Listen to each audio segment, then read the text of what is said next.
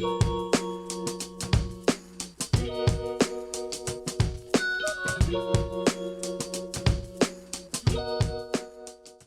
everyone, welcome to Altabanking, a business podcast for everyone interested in elevating their financial future.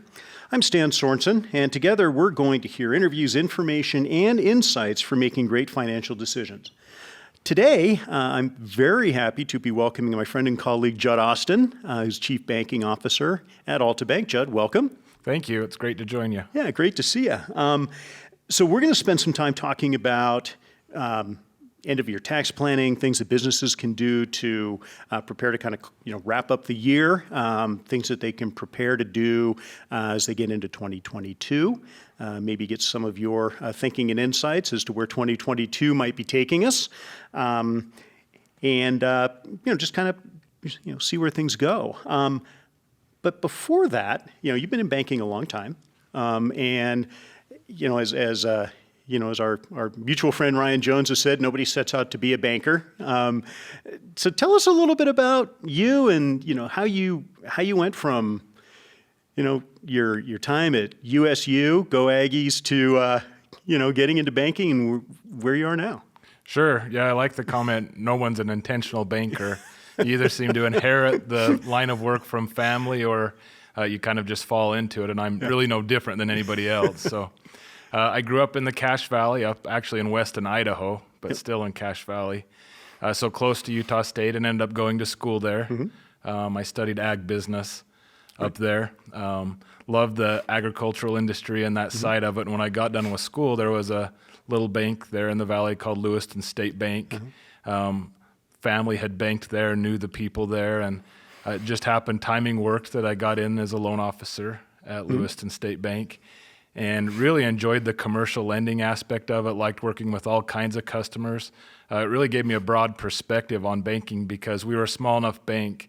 I got to do all types of loans, from the little unsecured loan to mortgage loans to big commercial loans to the ag stuff that really pushed me into banking. I ended up there on a recommendation from a college advisor who said, get into banking, it looks great on a resume, you'll hate it. But at least you'll get the next step in your career and you'll make the right contacts. But I did find when I got in, I really enjoyed the banking aspect, and community banking especially. I love the impact we were able to make, and you finance a large project and you can drive around and see the people who work there and see what they're doing. And so I moved from there kind of up through the administrative part, also by accident. Our credit administrator happened to be our legal advisor also. So when the financial crisis hit, he took over the legal aspect, and there was a lot of needs on the credit administration side. So I just kind of picked up the workload, and I think eventually just kind of got the title as the work came. Yeah. And so with that, just continued to manage on the credit side, and then had the opportunity to run the Cache Valley region for the bank.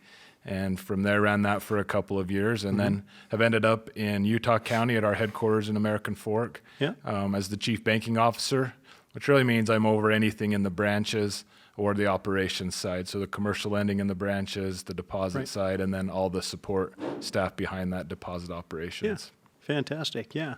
And and you're a graduate as well of the Pacific Banking School. Yeah. Right? Yeah, Pacific Coast Banking School. Yeah.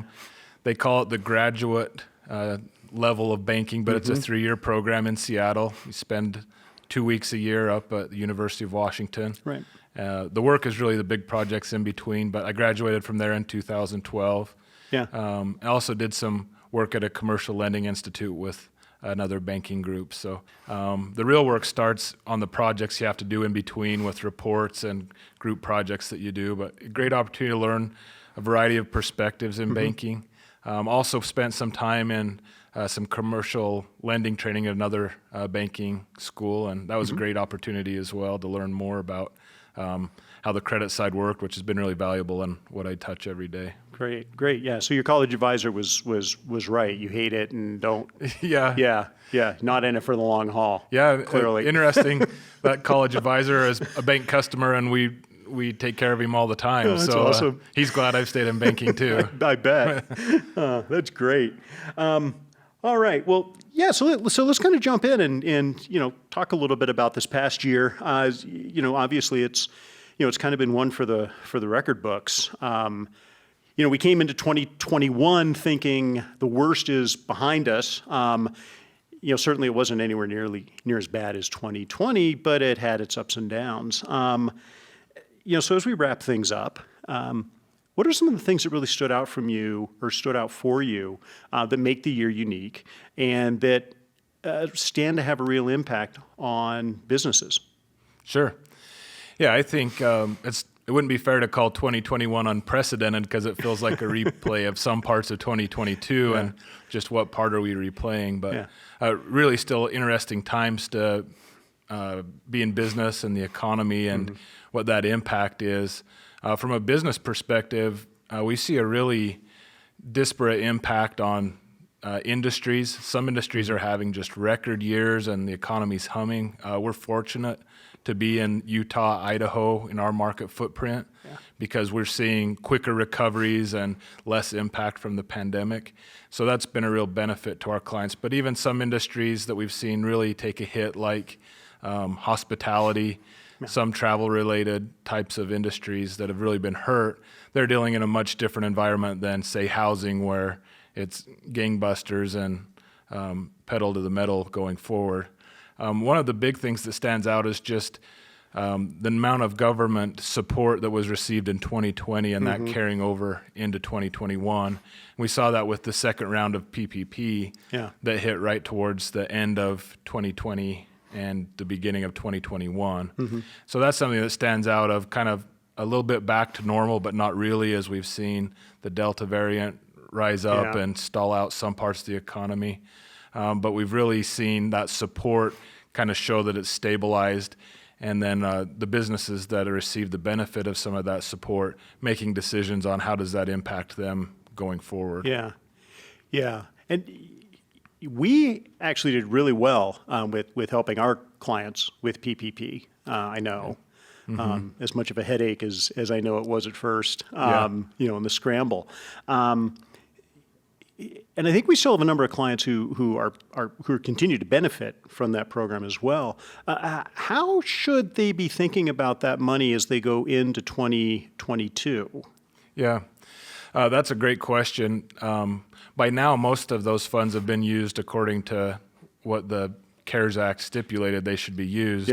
But it did build in some liquidity for businesses, especially if they had some negative impact but then recovered quickly, as we've seen some industries. And so there'll be that revenue, and capital planning is something that the businesses are going to have to look at of what do I do with this liquidity? Do we invest it in growing? Do we hold on to it? Are we not sure if there were really to a solid foundation yet? And so there's some business decisions that'll need to be made going forward, and looking at that of kind of a strategic planning opportunity of how do we use this, and really what does the environment that I operate in look like a year down the road. So how can we help with that? Yeah, so a banker is a great resource to talk to. We a lot of times talk about trusted advisors, and businesses have a number of trusted advisors they go to. A banker should be a trusted advisor too. At Altabank, that's really something we lean on as a competitive advantage we have good bankers with expertise. And so it's important to include your banker in kind of those discussions and thought processes.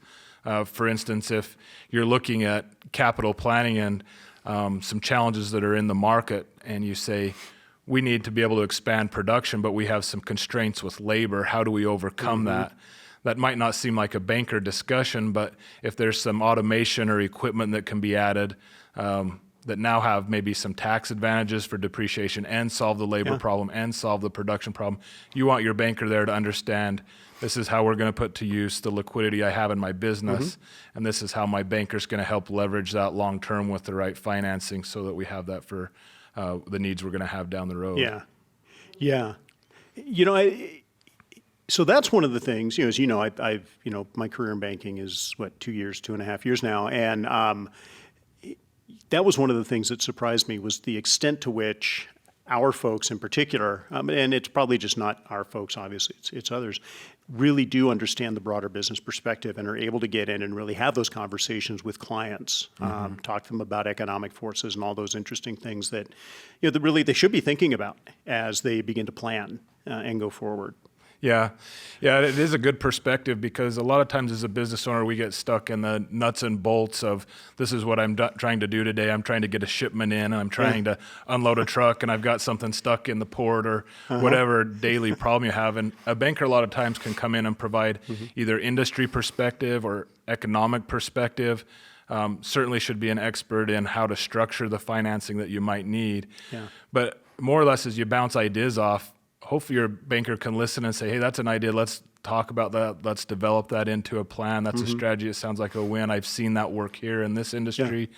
Might apply yours. Or sometimes their best answer can be, boy, that's kind of an out there thought. Let's chew on that, or maybe that won't work. And what do we think about timing? And so the banker can provide some perspective and maybe strategic thinking that would apply to multiple industries that maybe are outside what the business owner deals with day to day.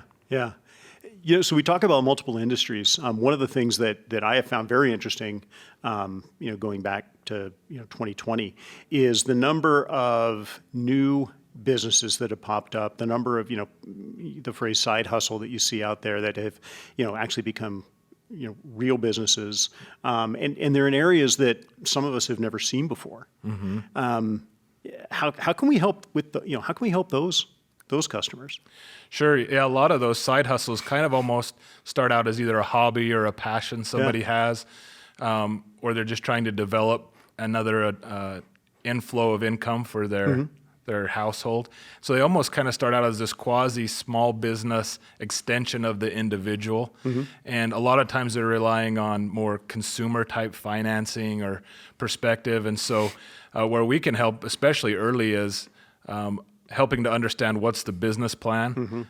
Some businesses kind of get started almost on accident with, hey, I love skis and I love to ski, and now I'm buying and selling used equipment, and now my garage is full and I need a storage unit, and it just kind of rolls on to where there's not a real formal business plan. And that's where financial advisors, bankers, accountants, attorneys, they come in and say, hey, let's think about how this looks long term. What market need are we feeling? What do the financial statements look like now? What do they look like in a year from now? And start to put some structure behind that. And then really plan for that growth in the future of how do you continue to finance it today, and tomorrow are we going to need bank financing or small business administration financing where the SBA gets involved. And then we kind of put together a game plan for getting from not just how do I get the shipment out that came in my garage today to how do I get out tomorrow. And then as they do planning there and you start to involve all of those key advisors that a person would have, then they can start to bring things up like deductions for your home office and some of those things that maybe people don't think of as advantages to having a small business in your home. Right. So you used a term there just a minute ago about consumer financing. Maybe just take a second, if you would, and kind of differentiate for folks consumer financing versus business financing. Sure. Yeah, so consumer financing is just more what an individual would do, or what you think of as car loans, credit cards, home equity lines, things that are relying on your personal cash flow. And then business financing, commercial financing is going to be related to what a business is actually generating to pay that off. What's the cash flow cycle of a business, and how does that generate to repay whatever financing you might get? So kind of the purpose and the use of those funds differentiate what kind, but also really who's the end user of those funds. Sure. And then of course there are those those early startups that begin with the consumer financing and then transition. If I'm one of those businesses, or I'm sort of in that transition period, are there things that I need to be thinking about as I'm planning for 2022? Are there things that I should, be thinking about from and I know, again, we're not tax advisors, so we can't. Right. But as I think about my taxes or anything like that, are there? Yeah. As you make the transition from kind of a sole proprietorship where you're just running a business under your own name and doing a little bit of business and it starts to grow and expand, then that's time to start thinking about business planning and do you have the right entity structure? Should you organize it as an LLC? Should you be a corporation of some type? And that's where you start to bring in what is the legal impact of that, what is the tax impact of that, and what is my financing impact going to be? So yeah, it's definitely something as a business grows that you've got to consider is how do we want this to look? What's the advantages from the liability and the tax perspective and get good advisors to kind of help walk through what the good, bad, and ugly of those different options are. Yeah, fantastic.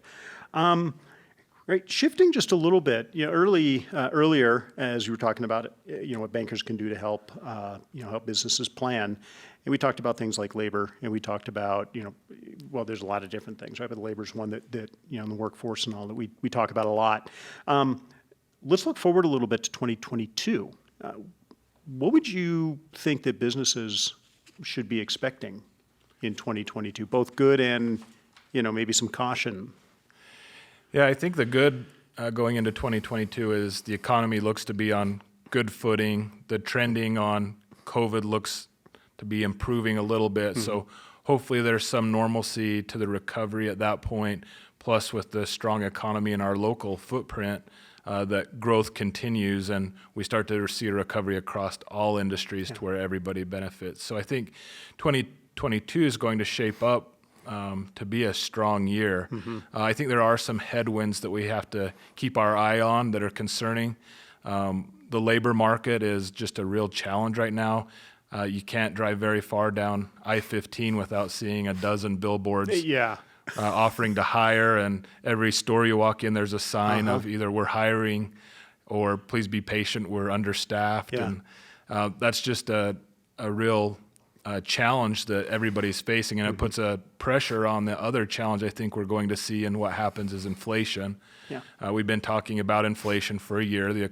There's a lot of liquidity in the economy. There's a lot of money sitting in banks, and how does that get put to work? And so that's put pressure on prices also with inflation.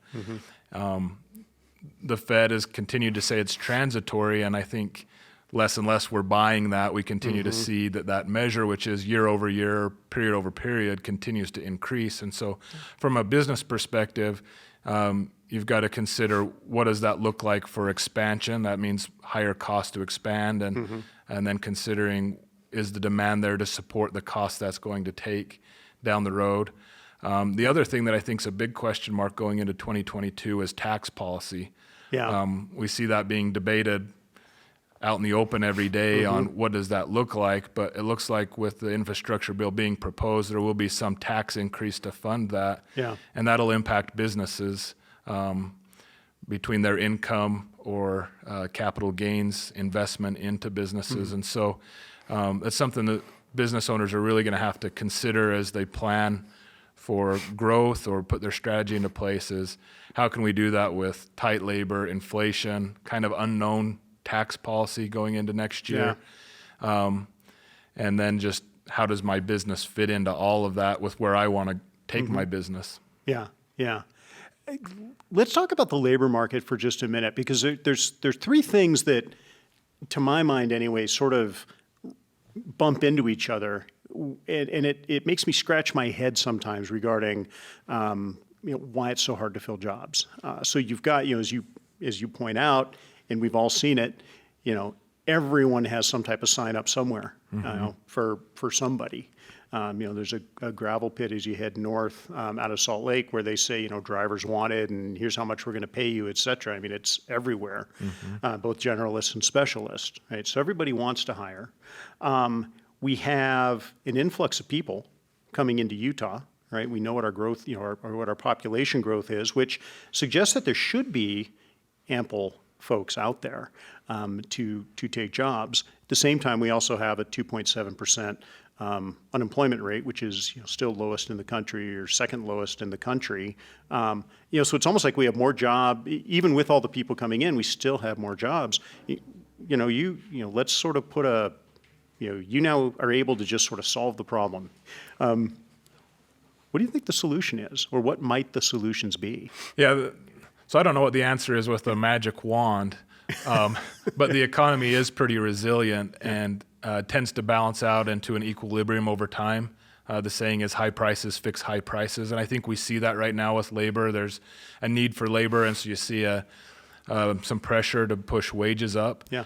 And I think one of the variables that we have out there is just the amount of economic stimulus still being seen with the child tax subsidy that hits people's accounts every month.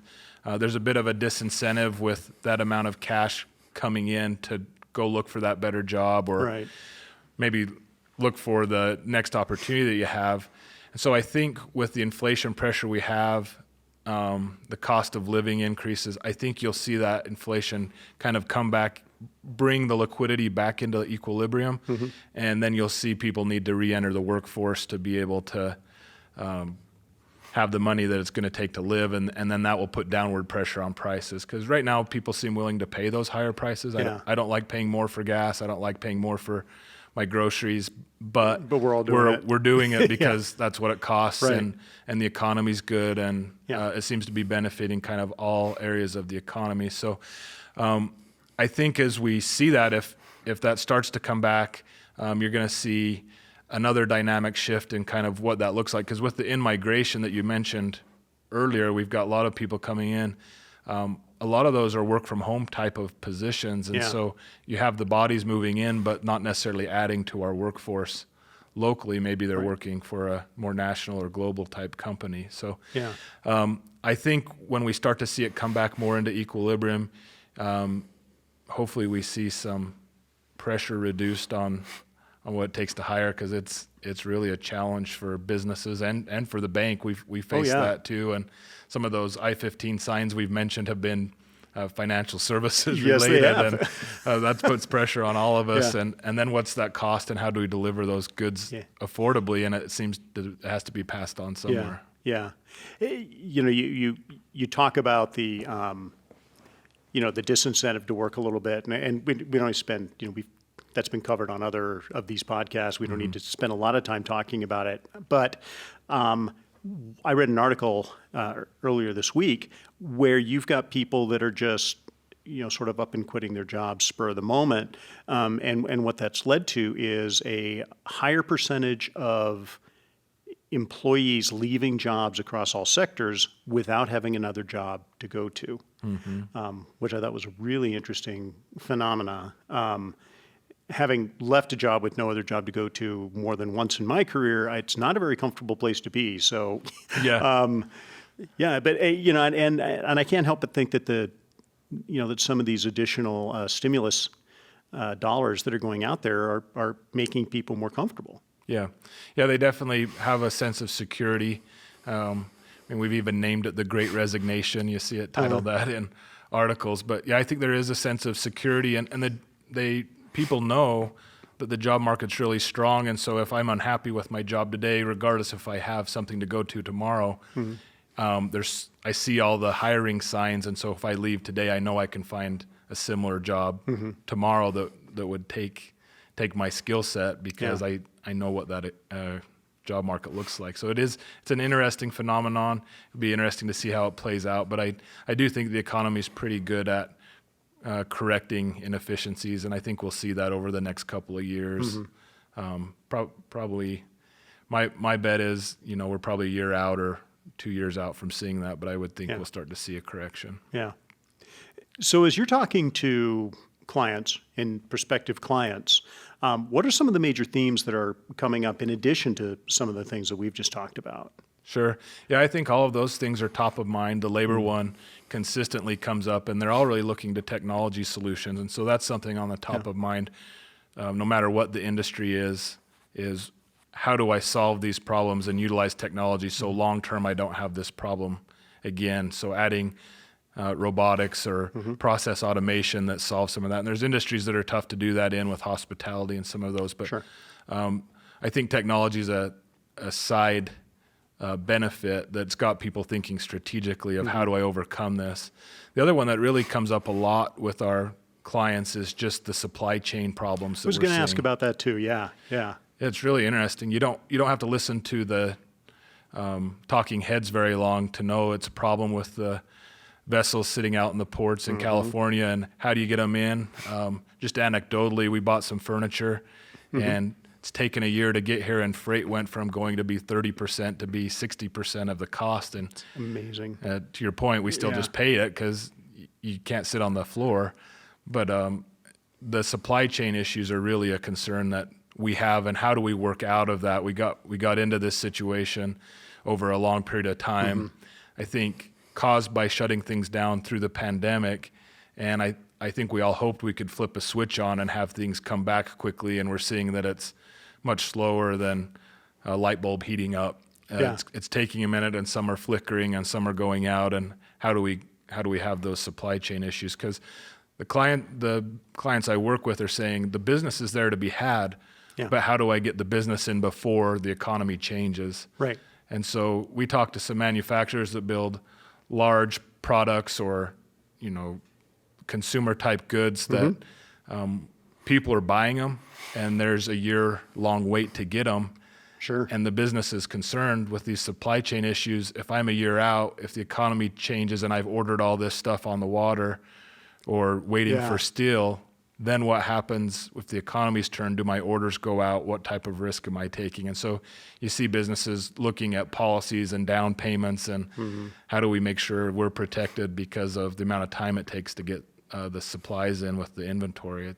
It's something we haven't dealt with to this degree in a really long time. Yeah.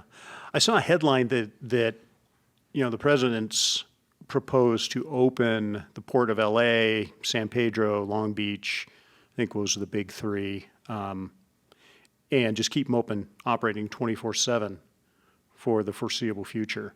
And to my mind, that's an interesting solution.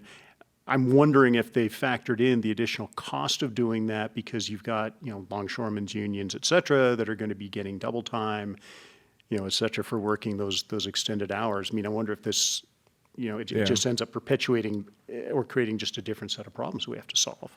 Yeah, I think we'll see some different problems there. I think we've got to put the best and brightest minds on how to get past the current problem. The next problem we'll face is, does our transportation, does the trucking have enough resources to be hauling all that out at the same time? And we're already hearing some hand raising of our trucking is maxed out, minus the ones sitting waiting to be loaded in ports. But I think when we solve one issue, there's going to be another bottleneck for a little bit, and we've got to get back. It's just the old economics of supply and demand, and the demand's there and supply's not, and one or the other has to change to get in equilibrium and have the prices quit raising. So it'll be interesting to see how it plays out. I hope we do make some headway there. Yeah, you and me both. The trucker question is a really interesting one. Because first interesting sort of just anecdote. I was driving today. I was on North Temple, and there was a Salt Lake Community College student truck next to me. A big student driver, and I did the double take. I went, oh yeah, that's right. They've got a truck driving, got a truck driving program. Which, to anyone listening, if you're wondering what you might want to go do to get for a job right now, that's a really good one in high demand. But then there's the shortage of particular types of drivers, right? So you do have some long haul, but I read recently hazmat. Don't have enough certified hazmat drivers, don't have enough certified fuel drivers, just things like that. And I wonder how those problems get fixed. Yeah, you almost kind of see a shift more broadly in the opportunity for those jobs, and they're fairly high paying right out of those technical schools, that you wonder if there'll be a shift in the amount of students that opt into those types of high-paying roles, less education, to fill those real important needs that we have as a country. And does that shift some dynamic in the education from what we have with our universities and other education sources? So it'll be an interesting workout of how it all comes out. Yeah.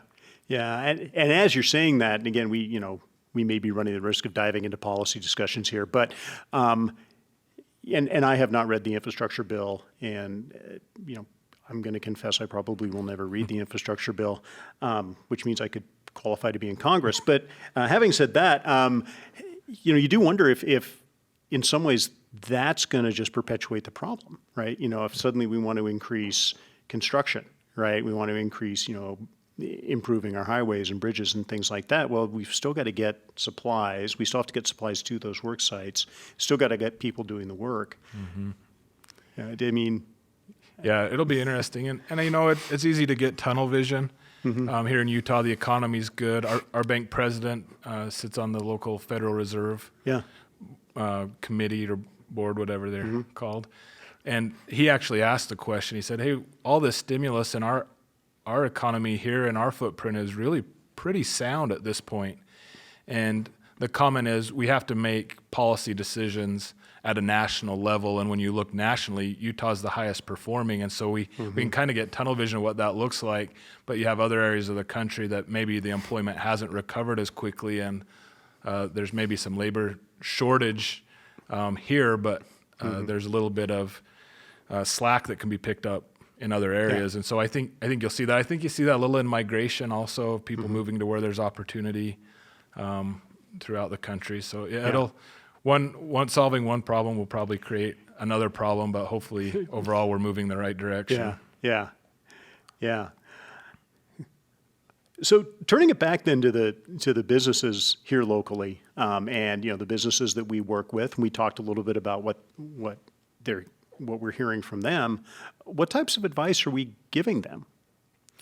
Yeah, well, I think the kind of a general theme in the advice is to really think strategically, make decisions that are intentional, don't react just to how it is today, make those decisions that long-term get you to where you want to go. Earlier you mentioned, what do we look at to 2022? Yeah. I think we've got to look 2022 as business owners and beyond that. What does that look like? What do I want my business to look like? What's the long-term plan? What's my exit plan for the business? And then as we talk through that, really start to put a plan around that, both from a strategy standpoint with your business, market entry, growth. How does that impact your financials? Do there need to be changes with your entity structure? Yeah. Do you need subsidiary? Really it's going to depend on each business, but what does that strategy look like? So that's a lot of what we talk about, especially this time of year, looking to next year, because you're tax planning right now. Yeah. You're looking to next year, what does that look like? And then just formally put a strategy together, go through and do a really formal process. Sometimes we think of business plans as something that we do one time to get bank financing or to get started, but it really should be something that's continually developed to keep us thinking strategically.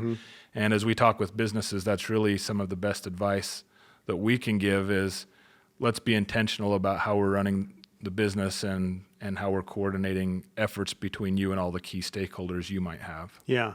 That idea of the business plan is a living, breathing document.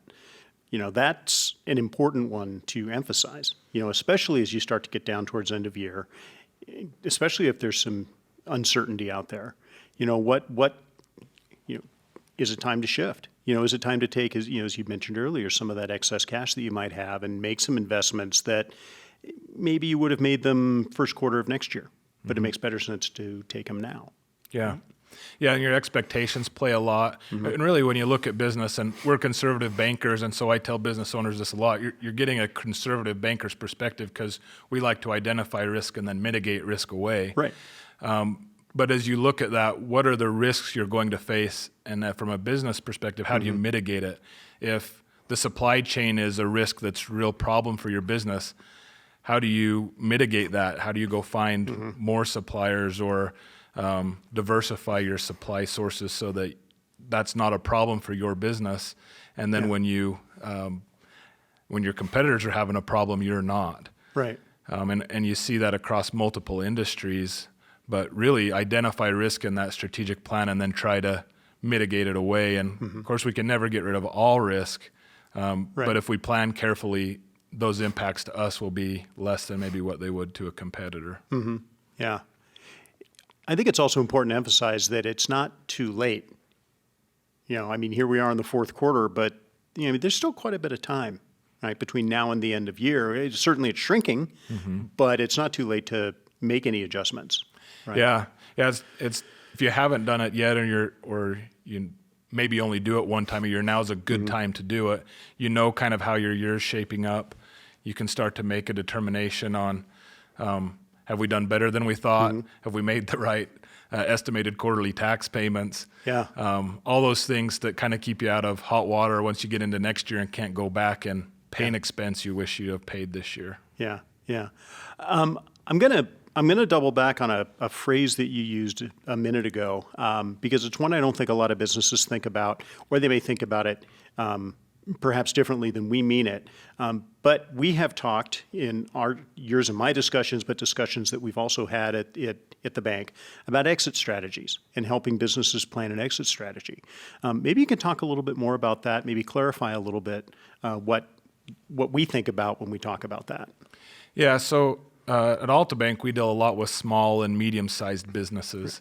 So a lot of times the ownership is really heavily involved. In fact, I can't really think of too many where ownership removes themselves from management. They stay involved at a board level or some level. Yeah. But as a business grows over time, you have to keep in mind, what does this look like when I leave, and how do I want to leave? Do I have children in the business that are going to come in? Do I have key managers that would actually take over and run it? Or am I looking at going public with an IPO or just an outright sell? And so having the end game in mind kind of influences what that strategy is that you're going to take, of whether that's growth or maybe building more equity in the business and strengthening your balance sheet. So knowing what you want in the long run as a business owner really can impact what that strategy is that you're formulating today. Yeah, yeah. And I think it's important to emphasize as we talk about that, we're not talking about the business going out of business. We're talking about what's the next phase of the business. Right. Right. Yeah, it's the business owner's exit strategy, Right. not the business exit strategy. Right. Hopefully, if we're dealing with businesses, it's something that continues in the future. And I think most people would agree that's the best case. We don't want to deal with businesses that the answer is to shut the doors one day, Right. and just not show up again. Yeah. Yeah, I'm pretty sure most people don't start a business with that in mind, but yeah. Great. Well, that really back to kind of some of the topics or discussion around key advisors and making sure you have, certainly from our perspective, a good banker, good attorneys, good accountants advising, is to make sure that they understand what that goal is too, that they're helping structure those things so that as a business owner, everybody's on the same page with how you're going to retire or move on to the next opportunity that you might have. Yeah. No, that's fantastic. Just a quick anecdote. As I spent a whole lot of my career in the software business, and even with a couple of startups. And with each startup that I interviewed, and even the ones where I didn't end up joining, I would say, "What's your exit strategy?" Of course, the two answers are always, "We're going to sell to insert name of big player here," or "We're going to go public in 2 years." And that's when you start to go, yeah, you haven't really thought this through a whole lot, but okay. Yeah. a little more intentional planning, as you say, is a very good thing. So, okay. All right. Well, let's shift gears for a minute. Okay. I told you before we started recording that, we have the lightning round, right? The questions that have nothing to do with the topic, but are always kind of fun and interesting. The genesis of this, just so you know, some of these are questions that I ask in interviews. One or two of them are. The others are just things that we kind of thought would be fun and interesting, right? Help us learn a little more about you and, share some fun stories. So the first, and this is a question I ask almost every candidate that I interview near the end of an interview. What books are sitting on your nightstand right now? See, I just finished, I think it's called Sea Stories by Admiral William McCraven, retired Navy SEAL. Yep. Pretty much involved in every SEAL special operation that makes headlines in the last 30 years. But some great leadership lessons there. You can tell he loved the men that he served with and led, but really love that one. And then I love History Buff. I like the series that Bill O'Reilly has. Started with Killing Lincoln. I just finished reading The Killing the SS was the most recent one. So I kind of rotate back between the business books. Culture Code. Dan Coyle was the last one I just finished there. Yeah. The one on my nightstand right now is just a small little book that was an offshoot of the William McRaven one called Hero Code, and it's I've heard of that. kind of a short, thought-provoking thing about various traits a good leader should have, and so that's kind of where I've been keeping my time reading. Cool. So in that O'Reilly series, did you read Killing Patton? I did. Yeah. Yeah, really interesting thoughts I on thought so Patton. too. But as a younger man, I loved playing sports, and so one of the motivating speeches was the Patton speech on America loves a winner and hates a loser. If you've heard that one. Oh yeah. So I was really interested to read the Patton one. He was quite a leader for us. Yeah. Very colorful. Yeah. Cool. So if someone were to come and say, and again, we're going to stay on books for a second, say, look, I don't need anything serious. I just need something that's total escapist fare, airplane reading, right? Whatever you want to call it. What book would you recommend them for that? Oh, I'll have to think about that one. I probably would recommend one of the killing books that I've mentioned, and probably Lincoln first, because they're easy reads. Yeah. You know, not all of it is the facts, but there's enough facts mixed in. You feel like that you're getting the history and the story. Yeah. You're not having to overthink it. They're interesting, so you keep page turning. Yeah. I don't read a lot of novels, and so that's about as close to novels as I get. And just really, really easy reading for me. Yeah.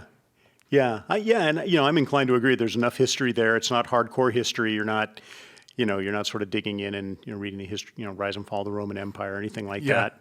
Nothing overly dense. Yeah, I read I can't remember the exact title, but it was about Theodore Roosevelt, and it's a 600-page. I think maybe it's called Bully Pulpit or something. And, Oh yeah, love that book. Way factual in the dirt details, but you kind of have to be a history buff to want to finish that book. Not something you'd recommend to your kids to get started in a love of history until they've got a little bit. Yeah, a little bit later. Yeah. So that's Doris Kearns Goodwin, I believe. Yeah. Yep, Have you read others of hers? No, that was the first one I read. I really did enjoy it. It's a great book.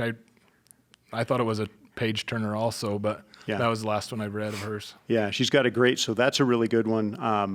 Of course, Team of Rivals is one that everybody talks about. The one that I thought was interesting that you might really like is her book on leadership. I'll get the name for you. I'd like to read that one. I have read Team of Rivals. Yeah. That was a great one, too. I read that early this winter, or last winter, I guess now, but that's a great one. Yeah. Just really makes you respect Lincoln and the diplomacy he had within his own cabinet. Yeah. So she builds off that idea in this leadership book, and she talks about the three presidents with whom she's written the most about. So she talks about Lincoln and his leadership challenges, Roosevelt, right, Teddy Roosevelt, and LBJ. Oh, okay. Right, and she worked for LBJ. So it's very interesting to do some compare and contrast. If you're interested, I'll get you the I'd love to read name. it. Yeah, I am, and I'll bore you quickly with a quick anecdote. So she, after Team of Rivals was published, she was the keynote speaker at a travel conference that I attended when I was at Expedia, and because we had sponsored her as the speaker, we all got to go meet her and get her to sign the book and the whole thing. And I'm standing back there, and it's kind of partially my show, and I'm standing back there, and she meets everybody, and at the end, you can tell she's kind of tired, and I sit down with her, and I say, I would like to talk with you. I only have one question. It's a very important topic. It's been weighing on me. She says, kind of get the sign. She goes, okay. I said, Red Sox forecast for the season? Because she's an avid Red Sox fan. Boy, did she light up. And we spent about 20 minutes talking baseball, and, she's pretty amazing. Yeah. Anyway. Yeah, I love her books. Yeah. She should be happy now with the Red Sox. She's, I think, very happy with the Red Sox. So one of the things, sort of shifting away from that, kind of sticking on entertainment, though, in 2020, when we're all locked down, binging was all the rage, of course. What did you and the family binge that you would recommend or that you just really enjoyed? Yeah, so we exposed our kids to all the old movies that we quoted and they didn't get the quotes on. So we rewatched Sandlot over and over. Yep. I love John Wayne movies. Grew up on those with my grandpa. Yeah. John Wayne reminds me of my grandpa, so I That's think awesome. they've seen every Western John Wayne movie there is. Good. a family favorite that we've probably, if it wasn't streaming now, we would have wore out the tapes or the discs, was Lonesome Dove. Oh, yeah. An old CBS miniseries Yeah, they it was did. a great miniseries. A cowboy classic. That's kind of what we do in our free time. We ride horses, we rodeo together. Yeah. So we watched that, and my kids can quote Gus from Lonesome Dove pretty fluently, which I don't know if that's good or bad. I don't know if that's in good or all bad either, but circumstances. But that's kind of what we stuck to. We didn't really watch a lot of Netflix series or anything like that. We're on the go a lot, and even during the lockdown, we had plenty to do outside and stay busy. So we stuck with the classics there, and now our kids they can say "You're killing me, Smalls," and we all get good kick out of it. Yeah, that's awesome.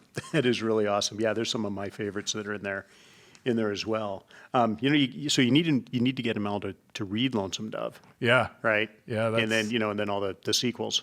Yeah, that's true. Yeah, at some point, maybe wait on the younger ones. Might want to wait. There's some pretty graphic stuff in there, but yeah, my boys are 12 and 14, Yeah. and I think we first watched Lonesome Dove a few years ago, and we were having to do some careful explanations that kept them innocent and naive to what was actually being said. So. yeah, I know exactly which scenes you're talking about. We don't need to. We're a family show here. Yes. We're not going to go any further on that. So I know because we talk about it. You and the family, you've got your horses, you got the rodeos, and that keeps you hopping, right? I think you made the statement that it's not an Austin family vacation without a horse trailer in tow, which I loved. Was there opportunity though for you or anyone else in the family to pick up any new hobbies in the last year? New hobbies. Maybe the opposite. Okay. I don't think we picked up any new hobbies. My youngest daughter really kind of showed a propensity to be an artist. My mother-in-law is a great artist, can paint, can do leather work, and I've just hoped one of my kids would pick that up. And so the youngest seems to have the most natural ability, and so she spent a lot of time doing that, and that was fun to develop. But we actually, when all the activities got shut down and the youth sports slowed down, we really kind of stepped back and evaluated the amount of time we were spending together and how much we enjoyed that. We played a lot more game nights and learned card games and board games, and just being together at home or on short trips to see family.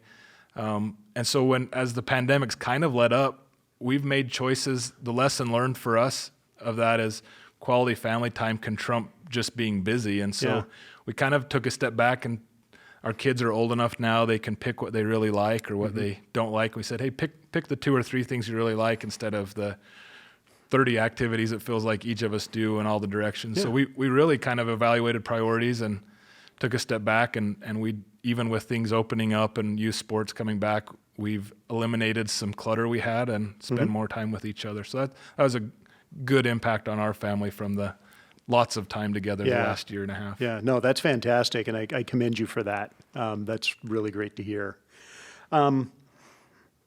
Okay, so final question, very open-ended. Any parting thoughts? Anything that you'd like, anything on the business side, anything on the not business side that you'd like to share? No, parting thoughts is just kind of overall theme throughout our conversation is just the world's a really dynamic place. And I don't think anybody could have foresaw the challenges we face today a year ago. We try to compare it to different times and react similarly. But I don't think that that's always the answer. I think we have to be innovative in how we look for responses to certain circumstances and keep our finger to the wind as we're making one decision. We've got to look ahead and see what that impact is.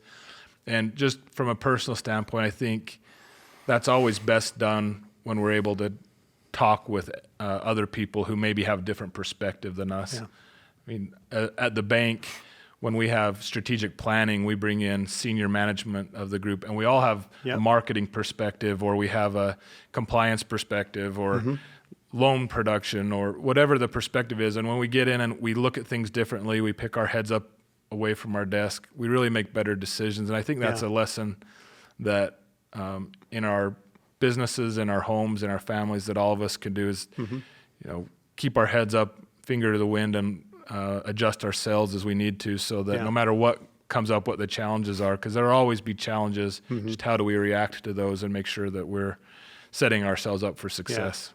Yeah, no, that's great, and I agree with you 100%. There's a term that I've heard used, and I've been using it myself for a while, which is a learning organization, right? Which is exactly what you just described. Where you listen as much as you share, and you take your inputs from a variety of different perspectives, and somewhere in the mix of all of that is, the right answer for right now. So. With that, thank you everyone for listening to Altabanking. As always, very much appreciate it. And until next time, please be sure to subscribe to the show on Apple Podcasts, Spotify, Stitcher, Pandora, or Google Podcasts. And we'll talk to you again next time.